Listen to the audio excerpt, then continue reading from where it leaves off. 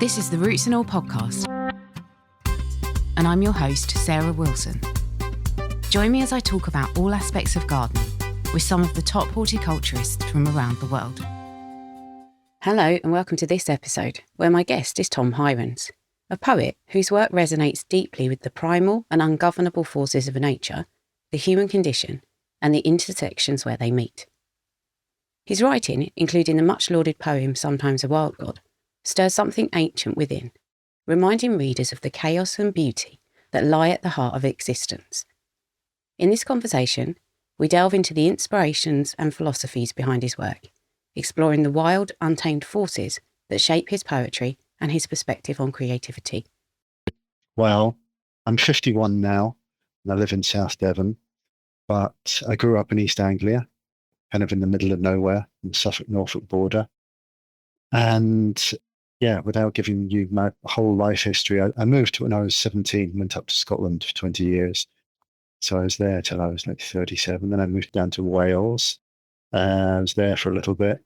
I'd never been to Devon, really. I'd been through it on the way to Cornwall, as you do going on holiday. And then when I was living in Wales, I fell in love with the woman who became the mother of my children, Rima Staines, amazing artist, and came to Dartmoor. And I had no idea that anything like this existed in the south of England. Obviously, been up in Scotland, there's a whole load of fairly wild places, but having something down in this neck of the woods, and it's got a strong and alive spirit to it. So now I live on the edge of Dartmoor, and it seems to just about keep me sane, because otherwise living in the south of England would just be a bit crazy. And is it fair to describe you as a poet? It is fair at this stage, I think, to describe me as a poet. I can't remember when I started introducing myself as a poet. I think when I started making money from selling poetry books. But I can still remember that the first time, must be, over 10 years now. Obviously, I've been writing for a lot longer than that, but it was about 10 years ago. I think I introduced myself to someone as a poet for the first time when they asked, what do you do for a living? And I said, I'm a poet. And they actually laughed in my face.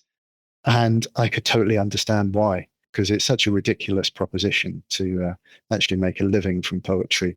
But also it's one of those slightly ridiculous professions. It's like saying you're a clown for a living or something like that. It's a bit weird, which is interesting to me.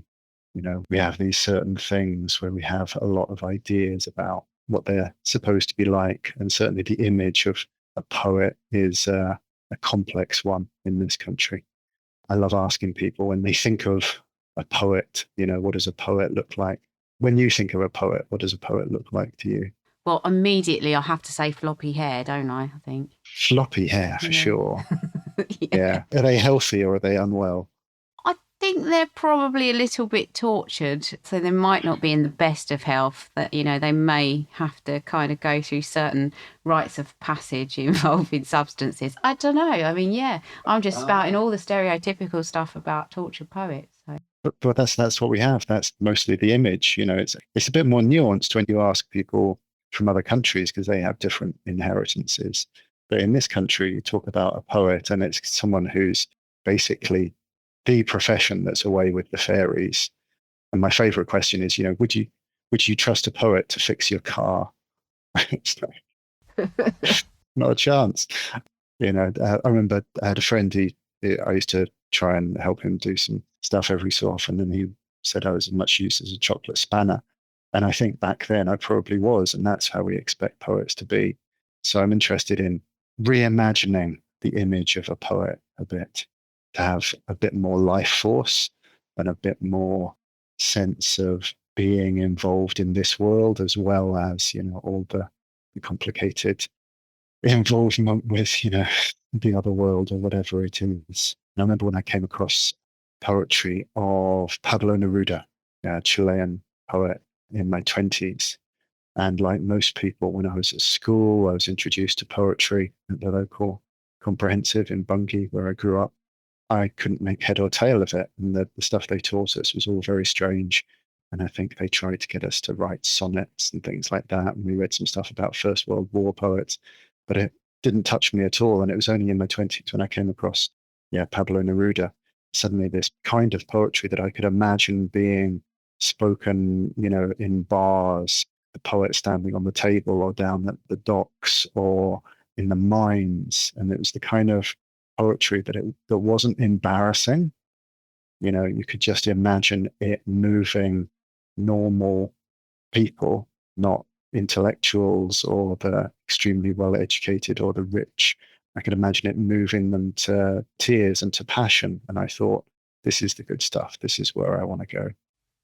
I was thinking about my relationship with poetry, and I did English literature as a degree and as an A-level, and I loved poetry actually, and I never thought I would. I'm from a very working class background, not a lot of romance about stuff at certain times, but poetry does actually really speak to me, and I recommended it to somebody who might not necessarily have kind of got into poetry through their background, and they just said, do you know what, I'm really pleased that you sort of flagged that up as something that I should read, because they're from a military background and not great at confronting feelings or anything, but there is poetry that speaks to everyone and anyone if you get the right stuff. And also I was thinking about your poetry when I was reading it, and a lot of poetry takes a lot of decoding. You have to come to it with a lot of kind of knowledge, whereas yours is, for me, quite literal, and it punched me in the gut really, some of it. And I don't know if that's kind of what you're getting at there, that it's accessible more. Kind of. I mean, accessible has a bit of a kind of taint of, dumbing down or making things like kind of paint by numbers. And I don't believe in that, but I believe that we don't have to write poetry that's code. We can use straightforward language to speak about really subtle things. I read a lot of poetry. I run a poetry magazine, I run a poetry press, I teach poetry. And most of the poetry that I pick up, randomly from books, it's really dull. And it feels like it's not reaching out to the reader at all. It's as if the poet has not thought about the fact that there is someone at the other end of it. And so I'm really interested in making it an act of communication, saying, look, here is this thing that I am fascinated by or I'm in love with. I want to show it to you. Let me take you on a journey. And I love it when people say to me, I'm not the kind of person who likes poetry, but I love your work, or I love this poem. It spoke to me, it touched me. That means a lot to me, definitely. And when you say the thing that you're trying to communicate, I'm assuming in a lot of instances for you, that's nature. It's fair to say that nature plays a pretty big role in a lot of my poetry. It's always there in the background, even if I'm not writing about it. So it's not as straightforward for me as, I like to write about nature. I like to write about the world and the world of things that are around me. And I like being in nature, and it's what restores me. And it's where I feel inspired, and it's where I go when all my eloquence has dried up and all the words just fall out of my mouth like sawdust and putty. So yeah, it's there. My relationship with nature is part of what keeps me sane, or moves me in the right direction of sanity anyway. And like I say, going to nature is the primary thing that sparks a flow of language that, that can end up being a poem.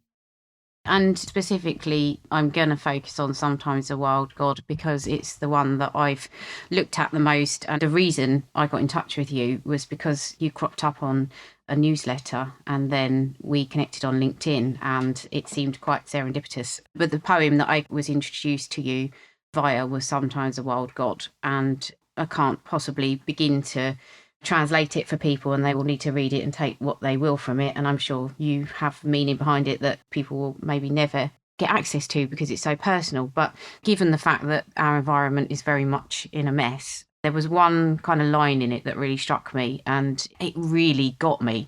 So the premise is that the wild god comes to dinner, really, in your house, and there's a line which says, "It is the tiger who comes to tea." Yeah, in exactly. wild god form. Yeah, so it's like the adult I version. didn't realize at the time, but I did a few years ago.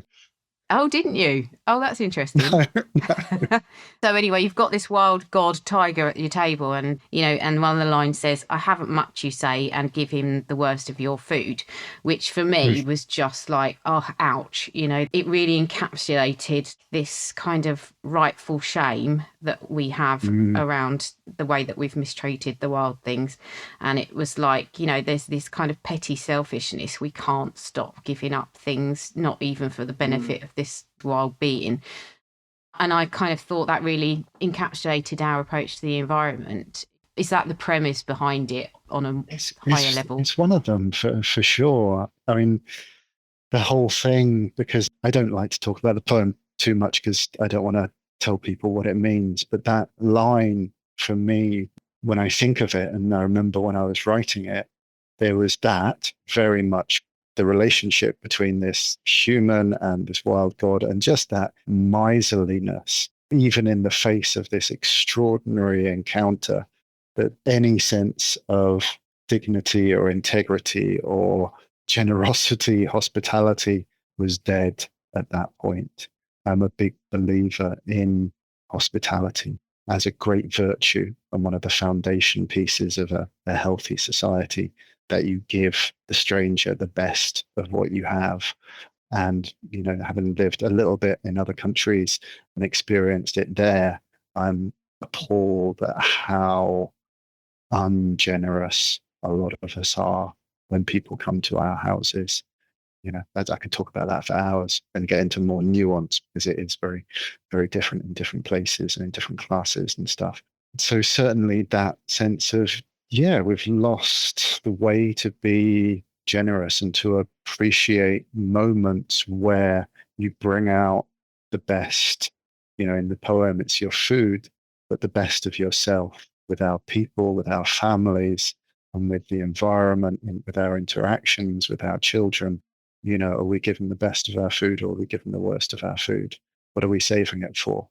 It's like when those moments turn up, bring out everything. Don't save anything. I was on an island in Greece. I used to live in Greece. I lived in Athens for a while. I had a Greek girlfriend who was making a film about Greek gypsy identity. So we were hanging out with a lot of gypsies in Greece. And while we were there, we went to this amazing called the goat dancers on the island of Skiros, about this time of year, if I remember right.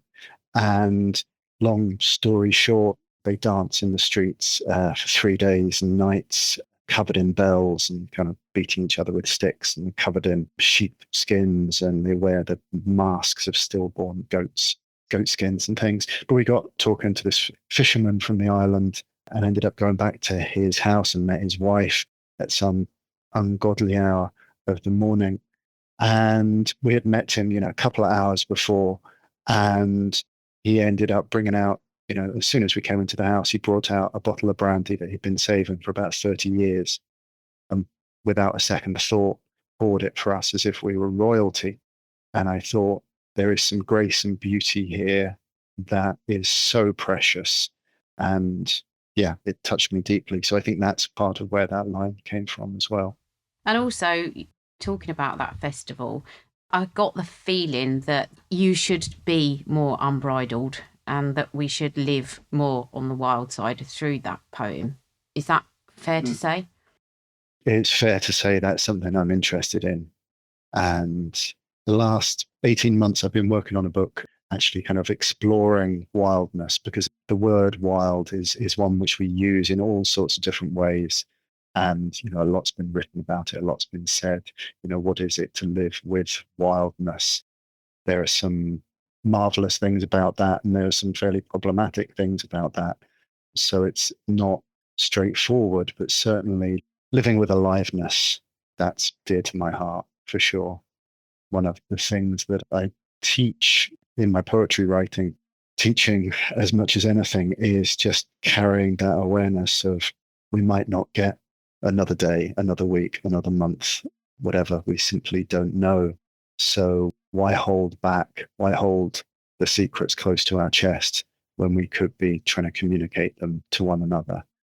To me, that's part of wildness as well.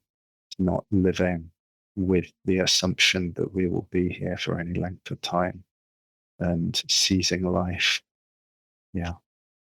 And I think that possibly one of the fears attached to being unshackled in that way and to really kind of letting the wild in is something that I think you summed up in The Nettle Eater, which is once you become that wild, can you ever come back from it? Yeah, I mean, Nettle Eater does kind of follow on from sometimes the wild god a bit, doesn't it? One's an encounter with the wild coming in, and the other's a full-blown surrender to it. Yeah, and what's the price of that? When you move outside the fences of constrained society, where do you go, and how do you navigate that, and what does come back and what doesn't come back? But in my experience, eventually there are enough of us trying to live before we die that we kind of find each other and keep each other going. Everyone's interested in being alive, really, under all the grey overcoats and strange shackles that we wear of just, as they say in Scotland, doing away. How are you doing? Doing away. Just about living one day after the other. Underneath all that, there's still a creature inside us all, desperate to be as alive as we could be. Yeah, and I'm always fascinated by the idea that it strikes me in lots of different disciplines. It could be garden design, it's quite common in, it could be horticultural trends. There seems to be this thing, which, for want of a better word, is the zeitgeist, and we collectively tap into it. And the reason, as I said, I came across your work was through a newsletter I got from Gordon White, who's a podcaster. I remember him saying in one of his podcasts, the idea wanted to be in the world. We're just the mouth hole that it burped through, which I thought was fantastic because it's like there are these threads of ideas that want to bubble up and someone somewhere is going to latch onto it and then express it into the world. And I think you kind of experience that a little bit with Sometimes the Wild God. And, how do you feel about this undercurrent of ideas that just bubble and burp out of people? Oh, absolutely. My job is to listen and be as skilled as I can to lay threads down from the other world, is what I call it. That place of ideas, the imagination, the feeling world, the interior world, be it the subtle world where these things are bubbling all the time. My job is to listen and then to be able to draw those threads through and lay them down using language as best I can. And so with Sometimes a Wild God, for example, I was in the right place at the right time with the right kind of ear open. And, I did a good job of being able to bring that through. But that was back in 2012. And in all honesty, Sarah, I'm still slightly apprenticed to that poem. I'm still trying to understand what it does and why and how. To me, it's, all poems that are alive are magical objects, spirits, they're people, and the spirit or person of that poem is a big one and a strong one. And it was itching to come through, apparently. And I'm glad I was there. It's opened all sorts of doors for me. And I know through what people have written to me that it's changed people's lives and in a few cases saved people's lives. And you can't really ask for much more than that as a poet. That's a job well done there. But I'm still learning from that whole process and just how to do that, how to listen, how to lay the thread down with the best use of language so that it's a true representation in this world of that thing that I've glimpsed out there beyond the fences and the hedges. I think many gardeners are very connected to the other world through being outdoors. And I know this is probably a difficult question to answer, but if you could encourage people to listen or to get in touch with listening to whatever comes through to them when they're outdoors, what advice would you give? I think what you say about gardeners and people who spend time in contact with nature, it's true, certainly in the Celtic conception of the other world. The gateways to the other world, the places where the veils are thin and all of that, they exist out there in the natural world. And what would I say? I would say that part of making contact with that other world is a process of falling in love, or it's certainly very similar to falling in love. And falling in love with a place can lead to extraordinary things. So that might mean tending a tiny, tiny bit of ground, or just noticing a bend in the river or a part of a hill and going back to it over, 4 seasons or whenever you can, and just deepening your connection. But I suppose for me, the world's alive and everywhere is people. So you get the most out of being around people by getting to know them and building up relationships with them. And it's the same with place, isn't it? And it's the same with nature. So regard it as a person or a spirit or a being, however you want to frame it, and get to know it. Be curious, see how it changes over time. The natural world, in my experience, or places love being told stories to. They love poetry being shared with them. That's my way. I'll go out into the wilds and I'll tell stories and I'll read poems and I'll talk to the land. And then if I've got any sense in me, I'll listen as well, just as much as I talk. But it's two-way traffic. You have to offer something of yourself, I think, whether that's just your attention or your art. Become devoted to a place or an aspect of place. That's what I'd say. A huge thanks to Tom for sharing his creative genius and for encouraging us to be more hospitable to the wild god. And thanks to you for listening. If you like this episode, I recommend checking out episode 282, Song of the Garden, and episode 251, Green Roofs and City Wildlife. You can download or listen to the podcast direct from the website rootsandall.co.uk. Please also check out my Patreon, where you can make a one-off donation or take out a monthly subscription to help support the podcast. Because if you enjoy the show, please help it continue.